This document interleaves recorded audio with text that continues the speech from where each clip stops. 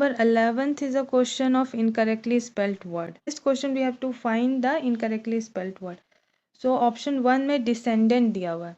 इस वर्ड का मीनिंग क्या है? ये करेक्टली स्पेल्ड वर्ड है. इस वर्ड का मीनिंग है कि नेक्स्ट जनरेशन हो जाएगा, मीन्स से हमारे पूर्वजों के बाद वाला जो जाति प्रजाति जो आई है वो आपका डिसेंडेंट हो गया. सेकेंड ऑप्शन में डिसीज्ड है. It is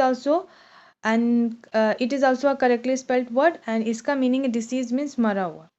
decimate third word, third option. Decimate is also a correctly spelled word. इसका मीनिंग है टू किल, डिस्ट्रॉय और remove a large proportion of something. And decedent is an incorrectly spelled word. Question number 12 is a question of direct indirect speech. So यहाँ आपका जो sentence दिया हुआ है वो आपका डायरेक्ट स्पीच में दिया हुआ है, आपको उसको इनडायरेक्ट में करना है कन्वर्ट. और ये वाइस वर्सा वाला केस रहता है, अगर इनडायरेक्ट में तो डायरेक्ट में कीजिए, डायरेक्ट में तो इनडायरेक्ट में कीजिए. सो सेंटेंस आपका क्या दिया हुआ है? Raghav said to Meera are you upset with me. Means Raghav ने मीरा से कहा कि क्या तुम मुझसे नाराज़ हो. सो आप देखिए यहाँ पर जो रिपोर्टेड वर्ब है वो सेड टू है, पास्ट टेंस में है. सो कन्वर्जन जो होगा वो भी आपका पास्ट टेंस में होगा. और रिपोर्टेड स्पीच जो है वो आपका एक इंटरोगेटिव सेंटेंस है. सो इसीलिए सेड टू जो है वो टोल्ड में कन्वर्ट होता है, लेकिन यहाँ पे क्वेश्चन गिवन है इसलिए आस्क्ड में कन्वर्ट हुआ है. राघव आस्क्ड मीरा. और ये जो रिपोर्टेड स्पीच में जो क्वेश्चन है वो आपका WH क्वेश्चन नहीं है, यस नो क्वेश्चन है, इसीलिए इफ से स्टार्ट होगा. सो राघव आस्क्ड मीरा, राघव ने मीरा से पूछा. If she was, past tense हो जाएगा, आर आपका वाज में कन्वर्ट हो जाएगा. She was upset with him, और ये जो मी है आपका प्रोनाउन, ये मी राघव के लिए आया है, सो ये हिम में कन्वर्ट हो जाएगा. Question number 13 is a question of active and passive voice. So sentence जो आपका दिया हुआ है वो आपका पैसिव वॉइस में दिया हुआ है, इसको एक्टिव वॉइस में कन्वर्ट करना है. क्या सेंटेंस है? The task has been completed. Means को एक पर्टिकुलर टास्क है जो कंप्लीट किया जा चुका है किसी के द्वारा.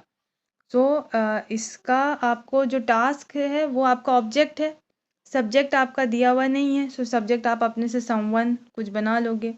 हैज़ बीन कंप्लीटेड आपका हैज़ कंप्लीटेड में कन्वर्ट हो जाएगा. So someone has completed the task, यहाँ समवन जो है वो सब्जेक्ट हो गया, हैज़ कंप्लीटेड आपका वर्ब पार्ट हो गया एंड द टास्क आपका ऑब्जेक्ट है. Again question number 14 is a question of active and passive voice. इस वाले में जो सेंटेंस गिवन है वो आपका एक्टिव वॉइस में गिवन है, पैसिव वॉइस में आपको कन्वर्ट करना है. क्या दिया हुआ है? We can buy books online from Amazon.